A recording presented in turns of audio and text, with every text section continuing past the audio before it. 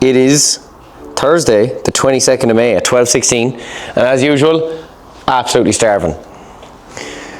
Giving you a little update on the S14. So, we've unboxed it even further. Now it's very unboxed. We have the whole front of the car stripped. That's not rust on the floor down there. That's dirt. Don't worry about that.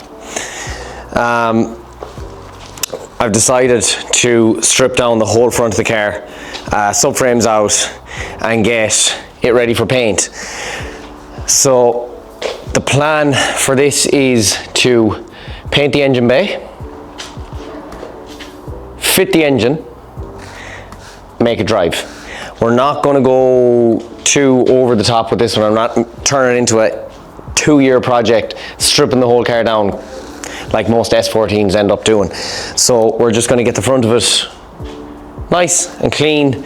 I'm in the middle of removing all the unwanted brackets and years of people cutting holes for no reason. Taking them off, doing the usual, just giving the bay a quick smooth, not going too crazy with it. And then we're going to try and get the gimbal to work. We're going to paint the engine bay, and then if I don't, walking backwards is in here, then we're going to do some rust protection and Rapture bed liner on the front of it. We are doing the car back to here, and then at a later date we will do the car in the middle underneath, and then over the winter we'll strip the whole subframe out of the back of the car, redo all that, fix any little rust holes in the back. The car needs 2 sills, bits and pieces like that, but I just want to do it in stages because I want to drive and I want to go drifting, which you will hopefully see very soon. So we have bits of S14, bits of S14, bits of S14, we have bits over there, we have bits over there, we have a lot of bits over here. We have the front suspension, subframe, wishbones and all that sort of crap, the brakes that were on the front of it, the BCs. We're just going to give this a quick refresh. I am not, turn around, we're not going to go down the route of like what we are doing for my E36, which I will finish, mark my words. They may be dusty, but I have everything there for the E36 all powder coated at some stage. The S14. This is a driver's car, not a show pony. So, see, like the bonnet's over there. Inside, we have, if this thing will ever turn around, we have the inside of it kind of stripped out. I have the dash taken out and the column and pedals and whatnot and stuff like that. So, this one's going to go pretty quick.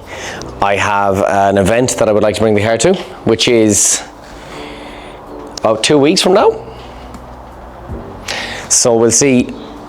Engine wise, I think the most important thing for me to do is get the engine in and get it running, and then after that we'll see about bodywork if we have time. We have plans, we have things ordered, we have things already got.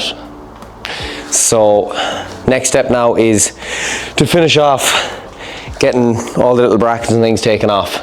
We'll get any of the rust in the engine bay fixed. Hopefully there's not too much.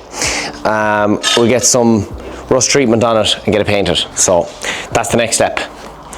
And with the amount I'm actually recording this car in the next clip, you'll probably see it finished.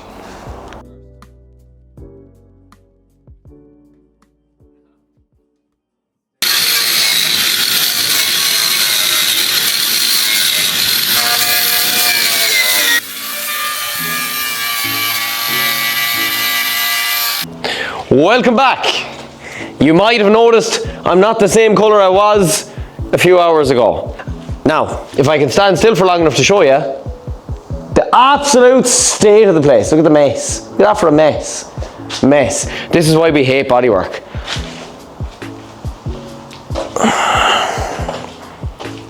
This is the side of YouTube they don't show you. Look at me, covered in shite.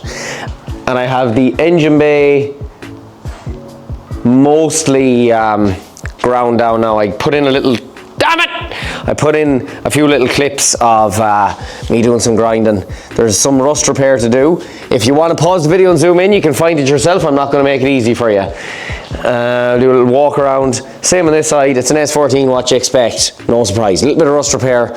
A little, I say a lot. Who cares?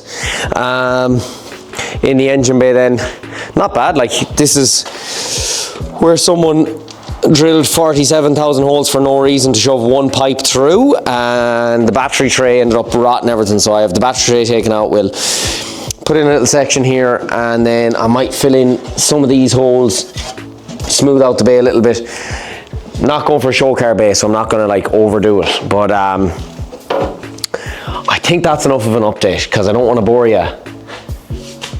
And the next stage now is to sweep the floor like that, get all that dust gone, and then we will we've started putting some. While you're here, I may as well tell you, because you'll be gone again in a second, ferrous zinc. So we've just any little bits of surface rust. We've cleaned down the loose paint and loose rust. Put ferrous zinc. Look, watch here. Look, I'll just show you the can. It's just easier, because to be honest, I don't have very long to finish this car, so I won't be talking. Ferrous zinc. That's it. Yeah, you got the part number. Contact it. They have it in Lidl now at half price. Paint it on. Let it dry, and then give it a scotch, and then throw on your primer over it, and that will kill and seal any of the rust that's there, because you can sand and grind for your entire life and you will miss some. So we'll just get all the rust repairs done, coat the whole engine bay in ferrous zinc, and then we're going to get some primer on it, and then hopefully some paint. Rapture, job done. So a quick late night update. Everyone else has gone for food, and we'll do a little run around here. So we have David currently polishing his car. Then over here we have Ranto currently polishing his car. Go on, Ranto. I wish I could say the same. Out this side we have Mark not polishing his car. Mark is fixing rust. So we have templates made. Bottom of the shock tower. It's a common enough place for them to go.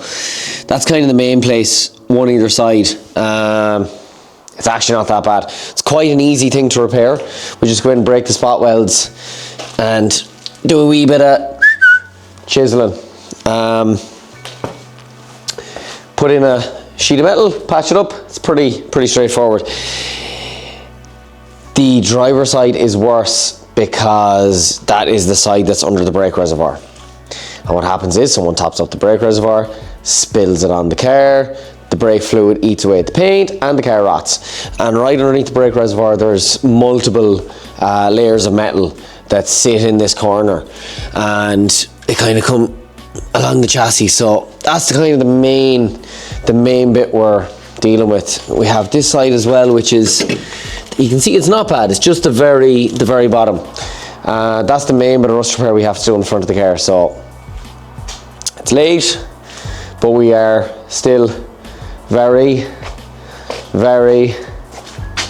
active. Although it does look quiet, trust me. They are just gone for food. They will be back. So I'll give a few clips after I have the pieces made up, and we'll get welding. David's back, grafting, getting the yellow machine all shined up, and as I said, Ranto is hiding over here in the corner. Well, Ranto! There's Ranto. You all know Ranto. Well, Ranto. Well. Ranto's also doing some polishing. Busy. Ranto's always busy. I get sham. That looks. The wing came out nice. Sham. That looks good on camera. Shit. Well, Ranto. Swear he done a good job there. Did I have to paint it? Yeah. Be honest, did the lad that painted it do a good job? Yeah. yeah. We'd recommend them. Recommend them to nobody. So, while Ranto and David are doing a bit of polishing, I have the first piece welded in. So, if you come with me in here, we have the bottom of the shock tower replaced. So we've welded it on the outside here, and if you come with me inside my office, we've welded on the inside as well. Now, when it comes to the repairs I'm carrying out on this is not what I would call a NCT repair, a filler job and just cover up the holes. That's not what we're doing here. This to me is more of a structural repair, because this will be a fast road car and a drift car. So I'm more worried about the strength, so I'm considering metal thicknesses. And oh my god, my face is bleak. It's been a long day. We're more concerned about the type of metal and the thickness that we're repairing it with to keep the structure and make it even stronger, which is why we are going to stitch weld the engine bay, because until you've worked on a Jap car you don't realise just how thin and flimsy they are. So that's the first repair done. On to the next one. Final update of the day.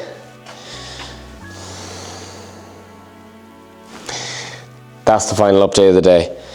It is 3 AM and I have completed some rust repair, and we have up and there done, we have there done.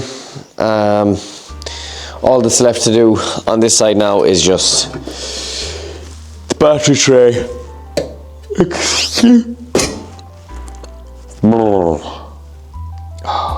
It's been a long week. I need to just replace this because I want that section smooth. Battery tray, little yum up in there, and then that's it done. So I'll keep this short and sweet. Everyone's gone home. It's 3 in the morning. We've had a long ass day. We have a lot done with the engine bay. It is making some good progress. Unfortunately, tomorrow my day will be spent working on other things. I have a few bits to do with the yellow Altezza, and I have a few bits to do with something else behind me. So we will probably get back to the S14 on Monday, unless I get a chance over the weekend, which I don't think I will. So it is Thursday night, 3 AM Friday morning. That's the S14. This is Williams Precision Works, and we are out. Oh, good. Hurry up, battery's low, 78%.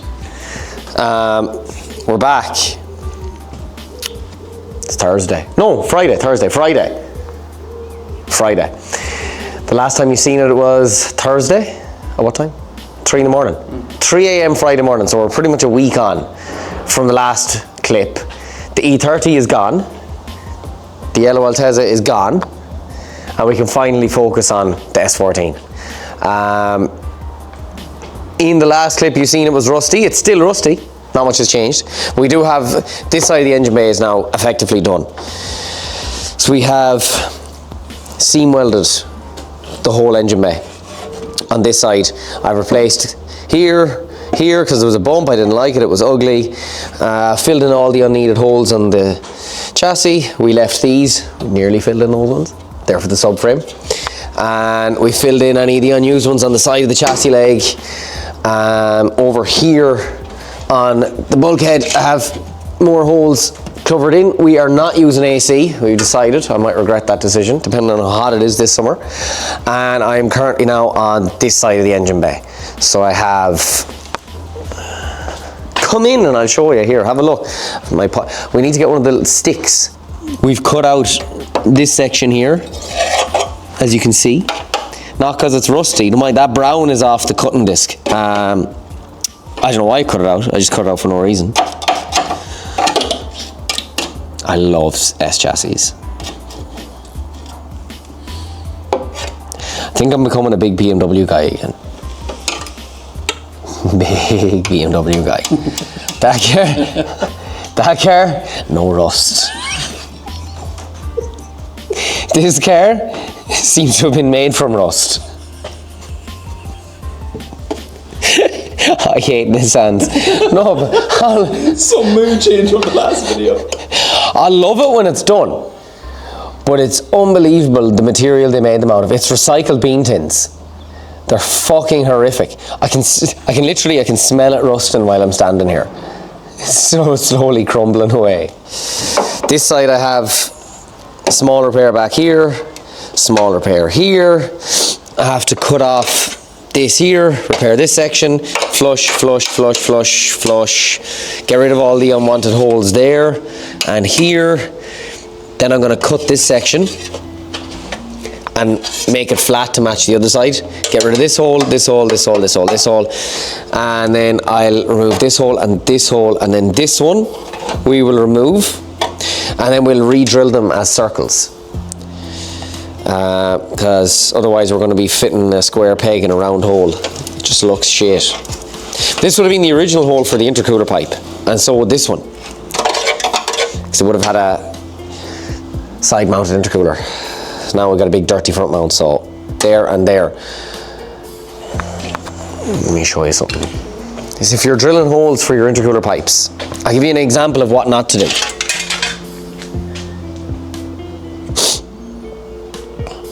They started, I don't know where they started, but I'm hoping they didn't start this side. But they started here, they went, fuck, that's in the wrong place. So then they went over here, and they said, fuck, that's in the wrong place. So then they just hit, this is a hammer. They just like chiseled this section out. How? I wouldn't mind, but they obviously had a hole saw.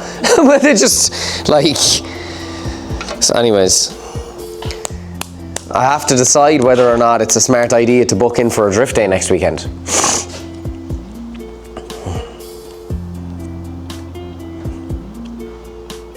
I've gone down the slippery slope of starting off a quick job and then just going over the top completely with the whole engine bay. It happens. It hasn't happened to me before. You know, you think you're building a car, like you do fiberglass, go drifting, smash it off a wall, have fun. Then it ends up full handmade metal wide body with wrap and air suspension.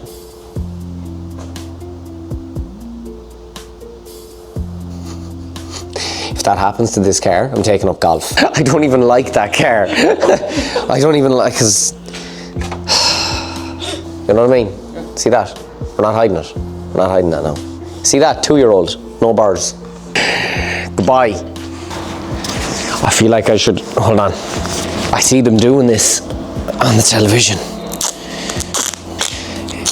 If you're not sponsoring us, you don't get a free shout out. That's yourself. Shut up. The car is no closer to being done. The engine bay is finished now. We've ferrozinked everything. I wish you were recording when the ferrozink was going on, because it was fucking, oh my God. You should have been here. I was fair angry. This bay is now coated in a combination of ferrozink and my blood. And there's just blood everywhere and ferrozink everywhere. And then that squirty bottle kept clogging. So then I ended up just taking it off it and just pouring it all over the engine bay. So I've made life difficult for myself because I now have to take all this off. But at least that'll kind of treat all the rust in the areas I can't get into, which makes no sense because I didn't have the squirty bottle working, so it only went on the areas that I could get to. Don't you just love Nissan? Do you know those videos they do where your one is like Bentley? It's like Nissan. It's a lovely car.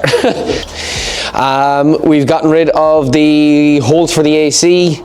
The AC drain, I've left as little holes in the bulkhead as possible, and I've kind of decided what way we're going to run the engine loom, brake pipes and things like that, because I've gotten rid of the holes here for the brake pipes. There was brake pipe and there was another hole here for some sensor or something, I don't know. So I've gotten rid of these two, and instead of putting a hole here and running the brake pipe back through there, I'm going to put the brake pipes probably up through here and tuck them a little bit. It's no harm getting them out of the engine bay anyways, because especially on this side where the downpipe is, everything here is going to be 75,000 degrees. So you don't want your brake pipes or anything like that, especially if the brake pipes are copper. They'll conduct the heat, boil the brake fluid, and you lose your brakes. So if it was a steel line, it wouldn't be as bad, but the fact that it's copper, it will be quite conductive. That's just disaster. And route them in such a way that the wheel isn't going to hit them either. So we're going to try and keep the bay as empty as possible. I'm going to hide everything I can, tuck everything I can. The fuse box in this, yeah, that's some Japanese wiring there for you. And that's Japanese wiring that then someone had a go at making better.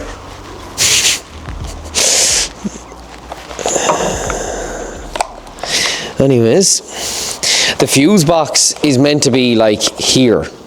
Now, I haven't decided exactly what I'm doing with the fuse box yet, but I'd like to tuck it. The thing is, like, they've run the loom through this hole here, which is a fantastic idea, Nissan, well done. But it means then you cannot no longer remove it. So I'd like to get that. Geez, they're nice welds. Look at that there. I'd like to get the fuse box out of the engine bay, but I don't think that's going to be an option. It just looks really ugly. I'd love to relocate this inside the car, just kind of out of the engine bay. But anyways, we'll cross that bridge when we get there. And that's kind of it. We just need to clean down the engine bay, skim a filler on a couple of the little bits and pieces that we want to kind of tidy up. Any of the holes we've patched in. We'll get it done though. We'll get it done.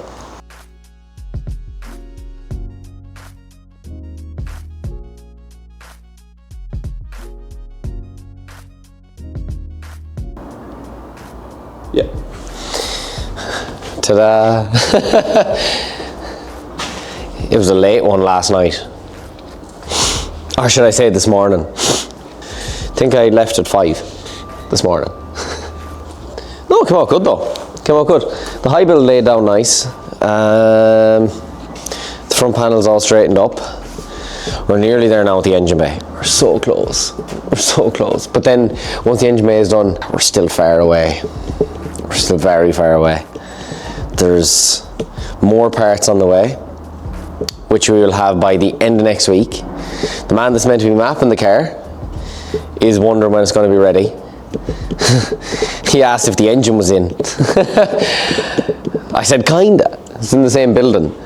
And we're going to have to really tag team this thing now, because we're going to be jumping from bit to bit. So while we're working on the engine bay, if we're waiting for product to dry, the likes of the high build primer, we're going to have to jump onto the engine and start prepping the gearbox and cutting the bell housing and getting the box on it and all that sort of stuff. So we're going to be jumping over and back. A lot's going to happen very quick. This will be fully painted by the end of this week.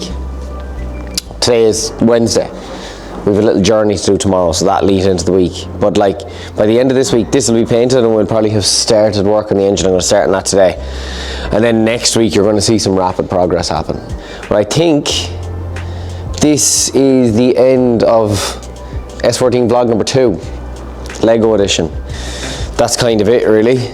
So, I don't know. Good luck. All eyes on me, live life of a thug nigga till the day I die.